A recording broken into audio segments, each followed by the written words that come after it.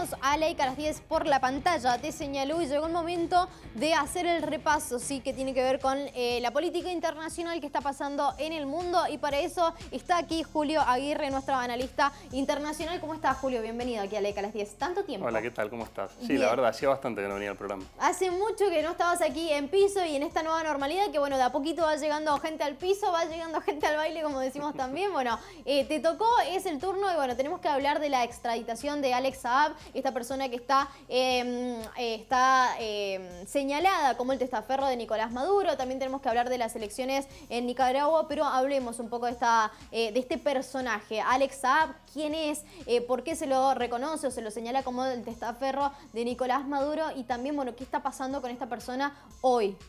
Bueno, la verdad que cuando empezás a profundizar la historia del personaje parece la trama de una película de espías. Es una cosa bastante particular porque empiezan a aparecer mezcladas cuestiones de muchos países, empresas fantasmas, negocios multimillonarios y personajes que de la noche a la mañana se transforman en grandes empresarios. Este personaje, Alex Saab, era un comerciante no muy importante en Colombia, él es colombiano, y hace 10 años, casi justo en el 2011, hace acuerdos con otro colega empresario colombiano de él y logran una licitación gigantesca de cientos de millones de dólares para hacer obras de construcción de viviendas en Venezuela, ¿no? Una concesión directa otorgada por el gobierno, y ya hace un primer salto bastante particular, ¿no? Porque ser un comerciante sin demasiada experiencia en el rubro de las grandes empresas de construcción se transforma de la noche a la mañana en propietario de una empresa que se desarrolla unos días antes de ser anunciado este programa, y bueno, empieza con sus vínculos con el gobierno en ese momento de Chávez, y luego va a continuar sus vínculos más estrechos con el gobierno de Maduro. Y no estamos hablando de ninguna licitación, digamos, ¿no? No es que el gobierno de Venezuela hizo una licitación para que diferentes empresas se presenten, ¿no? Y postulen para esta construcción. Exactamente, estamos hablando de muchos negocios en los que él ha participado. Es una persona que tiene muchísima capacidad para crear empresas y luego disolverlas rápidamente y participar con ellas en distintos programas vinculados al gobierno. Esto es algo que pasa, por supuesto, en todo el mundo, esto lo sabemos muy bien. Este caso toca particularmente allí con el gobierno de Maduro, y fue una cuestión bastante particular. Si bien tuvo sus sospechas vinculadas a estos acontecimientos, no fue un personaje que en ese momento llamara mucho la atención. Fue un contexto bastante positivo hace 10 años para el gobierno venezolano, pero empieza el personaje sí a ser investigado primero por el periodismo de investigación venezolano y luego eventualmente por la justicia de otros países por algunos movimientos que están vinculados al CLAP, que fue un programa en un contexto ya en 2017 de fuerte desabastecimiento de alimentos en Venezuela. Había un problema muy grande con el acceso a alimentos y algunos bienes básicos, y se lanza un programa para importar cajas de alimentos, y este personaje es el empresario que lleva adelante ese negocio, y empiezan a saltar problemas por dos cuestiones fundamentales. Una tiene que ver con los sobreprecios supuestos pagados por esas cajas de alimentos y a su vez la mala calidad de los alimentos que eventualmente llegaban. Entonces esto, que fue un programa muy masivo, que empieza a tener mucha visibilidad, empieza a ser investigado, y el personaje empieza a tornar una notoriedad y empieza a aparecer en la boca de todo el mundo. Y de a poco, en ese contexto, empieza a ser cada vez más evidentes los múltiples vínculos que tenía este personaje con el gobierno de Maduro.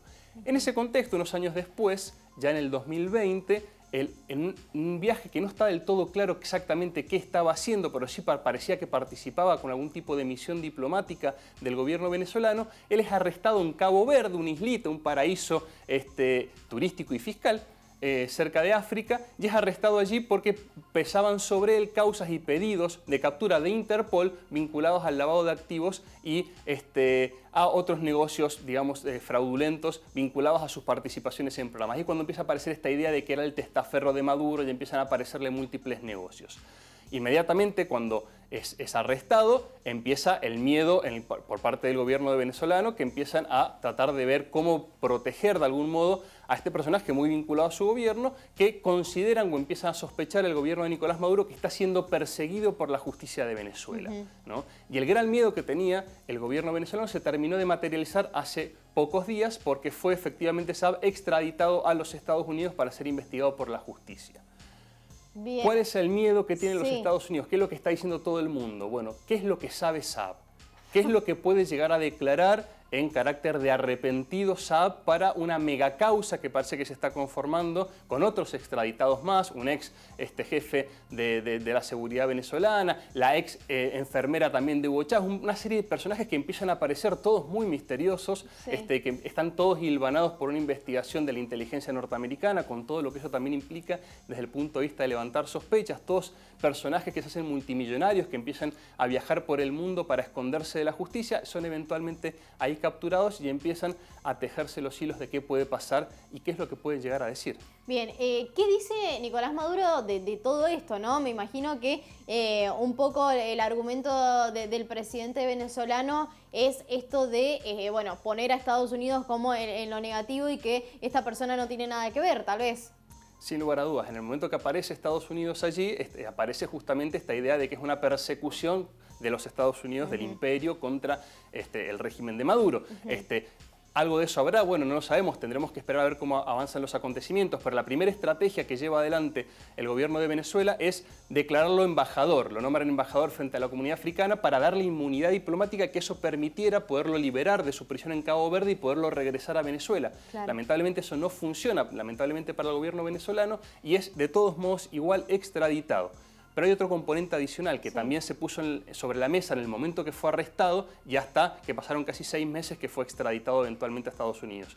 Que es que en este momento, o en realidad hasta hace unos días, Venezuela estaba participando en mesas de diálogo por la unidad que se estaban dando en México, donde el gobierno de Maduro con representantes de la oposición política en Venezuela estaban dialogando la posibilidad de hacer acuerdos para poder avanzar en una salida democrática y poder volver a tener comicios y cierta normalidad democrática, o ir avanzando en algunos pactos básicos para que Venezuela lograra alguna normalidad, por llamarlo de algún modo. Y lo que hace Venezuela es nombrarlo a Saab como miembro representante por el gobierno de esa mesa de diálogo. Entonces, en el momento que, semanas después de ese acontecimiento, es extraditado por los Estados Unidos, lo que hace es Venezuela sacar un comunicado en el cual el presidente Maduro dice, evidentemente Estados Unidos está atentando contra la paz en Venezuela, se rompen los acuerdos de diálogo, se rompe la mesa de diálogo y por consiguiente ahora estamos en esta situación donde no solamente aumenta la tensión respecto a este personaje y la justicia norteamericana, sino que también parece que se van a caer todas estas mesas de negociación que venían avanzando ya hacía varias semanas. Manotazos de ahogado, tal vez, por parte del gobierno venezolano. ¿Qué puede llegar? A ver, se habla, ¿no?, de que Alex Saab declare como arrepentido para evitar 20 años de cárcel. Bueno, si él declara, entonces, ¿qué va a pasar? Si declara que efectivamente se lo considera como el testaferro de Nicolás Maduro y se descubren lo que ya las investigaciones están diciendo, en parte, y se descubren todos estos negocios ilegales. ¿Qué pasaría con Nicolás Maduro? ¿Qué pasaría en esa situación? Bien, allí está el eje de la cuestión. Hay varias cuestiones para considerar. La primera es que Saab manda una carta, es una carta que fue leída por su esposa públicamente hace unos días, en la cual él básicamente dice que él es inocente, por supuesto, dice que él es en realidad un secuestrado político por parte de la inteligencia norteamericana y que no les extrañe si él aparece muerto, ¿no? Que dice que él no se quiere suicidar, entonces que no crean ninguna hipótesis, o sea, pone en tela de juicio todo ese procedimiento. Hay una nota de color que no es menor. La familia de Saab está actualmente en Rusia siendo custodiada, una especie de vacaciones custodiada, esto es muy particular, por la seguridad rusa, lo cual no se sabe si esto tiene que ver con los múltiples vínculos que hay entre Venezuela y Rusia, si es una amenaza a Saab para que no declare, no se termina de saber exactamente qué está pasando, por eso te digo, parece una película de espías donde aparecen malos por todos lados y no sabemos bien qué pasa. Lo cierto es que hoy la discusión en todas las, digamos, los ministerios de Relaciones Exteriores de la Nación de los países latinoamericanos y buena parte del mundo es qué puede llegar a saber Saab, qué puede llegar a decir, qué puede llegar a probarse de lo que él pueda eventualmente decir, pero por lo pronto él enfrenta acusaciones por lavado de activos que le van a valer aproximadamente unos 20 años de prisión en cárceles norteamericanas. Bien, bueno, vamos a seguir de cerca entonces esta película, como bien vos decís, Julio, porque al parecer, bueno, siguen habiendo capítulos, siguen habiendo segundas, terceras y cuartas partes, así que vamos a seguir detrás de esto a ver qué pasa con este personaje, con Alex Saab. Ahora tenemos que irnos a Nicaragua y las elecciones que se van a realizar en los próximos días de noviembre. Sí, así es, el 7 de noviembre hay elecciones presidenciales en Nicaragua en un contexto muy particular. donde desde el año 2018 han aumentado muchísimo las protestas por parte de la ciudadanía contra lo que consideran que es un régimen que ha devenido en autoritario, ¿no? El gobierno de Daniel Ortega, que asume ya allá por el 2007, de la mano del Frente Sandinista para la Liberación Nacional, un movimiento político de izquierda con una larga tradición de luchas y de cuadros políticos vinculados a las izquierdas más revolucionarias, que surge, ¿no? Que se empieza a desarrollar en el marco de los así llamados giros a la izquierda en América Latina, en toda parte del continente, con fuertes vínculos, por supuesto, con los gobiernos también de Venezuela, de Bolivia, de Ecuador, con todos los gobiernos que por ese entonces vehiculizaron o llevaron adelante el giro a la izquierda o los gobiernos progresistas de izquierda latinoamericanos, y que progresivamente parece haberse tornado en un gobierno cada vez más autoritario, y hoy incluso es considerado por no pocos analistas y muchas de su oposición, incluso ex aliados de ese frente, hoy opositores férreos al mismo, como un dictador de extrema derecha.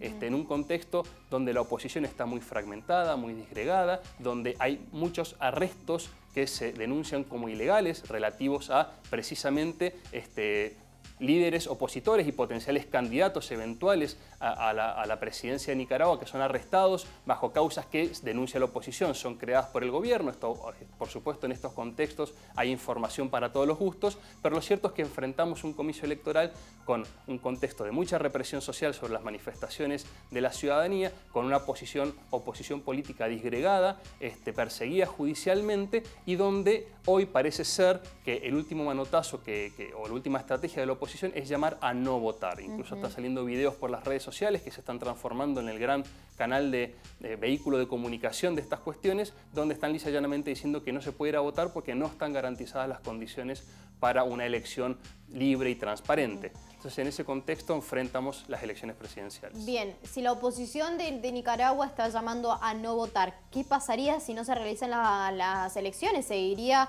la misma situación política, imagino? Bueno, en principio sí, por supuesto. Hay que ver qué tan efectivo va a ser esa convocatoria a no votar. En otros países donde las oposiciones políticas han hecho estrategias similares, no ha tenido como resultado que los gobiernos, frente a la baja legitimidad de los comicios, declaren nulas las elecciones, ni mucho menos se vayan del poder. En principio tiene más que ver con deslegitimar las bases de sustentación de los gobiernos frente a los ojos internacionales, para justamente sostener que a partir del comicio del 7 de noviembre, si no vota una cantidad masiva de la ciudadanía, pueden suponer que entonces Daniel Ortega es una persona que se ha hecho o que está cooptando autoritariamente el poder porque no ha sido legitimado por ningún comicio electoral. Esa es la estrategia. Ahora, ¿esto va a funcionar para sacar a Ortega del poder?